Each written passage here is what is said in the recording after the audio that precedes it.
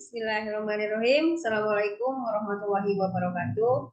Perkenalkan, nama saya Tita Rustikasari. Saya guru pengajar di SMKN 12 Garut. Di sini saya mengajar tentang PKK yang akan membahas tentang analisa peluang usaha. Baiklah, untuk yang pertama di sini kita akan membahas tentang apa itu peluang usaha. Analisis peluang usaha merupakan kesempatan yang timbul dari suatu kejadian atau momen.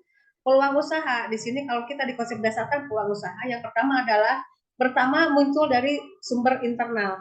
Internal yang berasal dari diri sendiri, yaitu hobi, keterampilan atau pengalaman, pengamatan atau riset. Yang keduanya sumber dari internal atau dari lingkungan, pemerintah, waralaba, distributor, dan perubahan lingkungan. Adapun peluang usaha di sini adalah bisa memanfaatkan peluang usaha yang bisa di sini dengan memanfaatkan peluang usaha tersebut, apakah bisa keberhasilan usaha atau kegagalan usaha. Maka di sini akan timbul sebuah ide yang menjadikan peluang usaha. Selanjutnya, konsep dasar peluang usaha. Peluang usaha di sini adalah peluang merupakan suatu kesempatan. Kalau bahasa Inggrisnya adalah opportunity.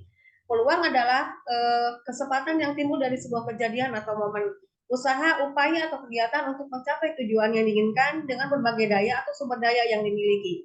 Maka di sini kalau kita simpulkan, peluang itu adalah suatu kesempatan yang dimiliki oleh seseorang untuk mencapai tujuan yang hendak dicapai dengan menggunakan sumber daya yang dimiliki.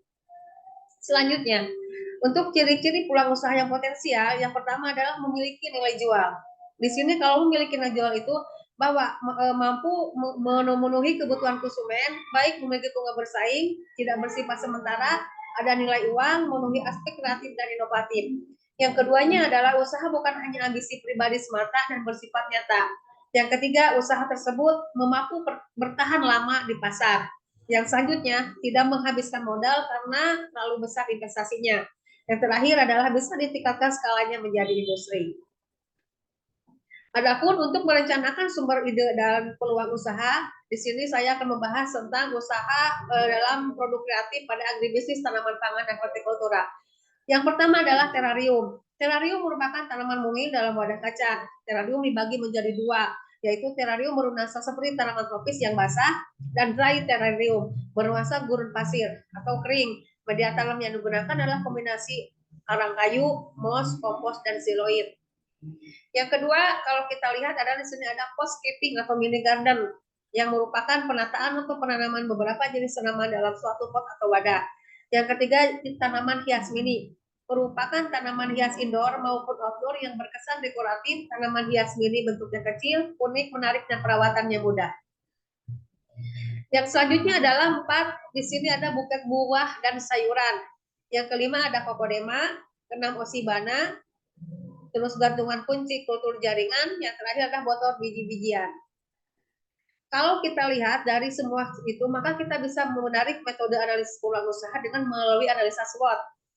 Apa itu analisa SWOT? Analisa SWOT yang pertama adalah strength, yang menjadi kekuatan atau kelebihan yang dimiliki perusahaan yang dapat digunakan untuk mendukung usaha. Contoh, memiliki produk yang berkualitas dan sudah dikenal di masyarakat dan memiliki tenaga kerja.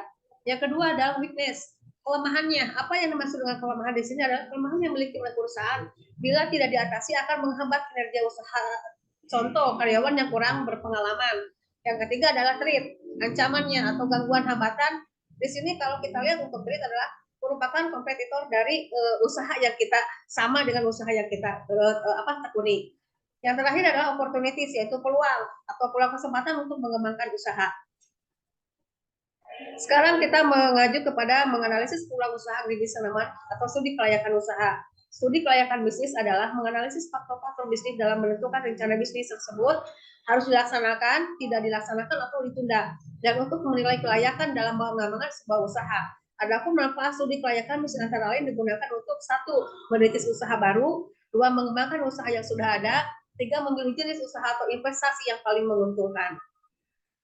Di sini ada pun tahapan studi kelayakan usaha. Yang pertama adalah penemuan ide. Dari penemuan itu maka akan timbul kepada penelitian usaha. Dari penelitian usaha maka harus dievaluasi. Dari evaluasi kita ada pengurutan usulan yang layak. Terus juga direncanakan atau pelaksanaan perencanaan kegiatannya. Selanjutnya adalah pelaksanaan dan terakhir adalah tujuan studi kelayakan bisnis. Adapun kalau kita menganalisis peluang usaha pada agribisnis tanaman pangan, di sini ada analisis usaha skala industri, yang akan kita bahas adalah industri pakaian. Di sini bisa dibagi dua, ada pemasok, ada pengecer. Untuk pemasok atau pengecer di sini akan membutuhkan bahan-bahan baku yang antara lain satu bahan kain atau bahan, dua komponennya, tiga peralatannya. Sedangkan pengecer di sini adalah pakaian yang dibuat adalah pakaian laki-laki, pakaian wanita, pakaian anak-anak, t-shirt dan menjahit perbaikan. Selanjutnya, dari analisis rantai nilai skala usaha industri, ada pembuatan diagram produk. Yang pertama dari kelapa bisa dibuat menjadi sabut, batok, daging, dan air kelapa. Ini adalah manfaat dari buah kelapa. Bisa dijadikan beberapa kerajinan yang bisa kita lihat dari skema tersebut. Sekian pemaparan saya tentang analisis peluang usaha. Mudah-mudahan bermanfaat. Sekian dan terima kasih. Wassalamualaikum warahmatullahi wabarakatuh.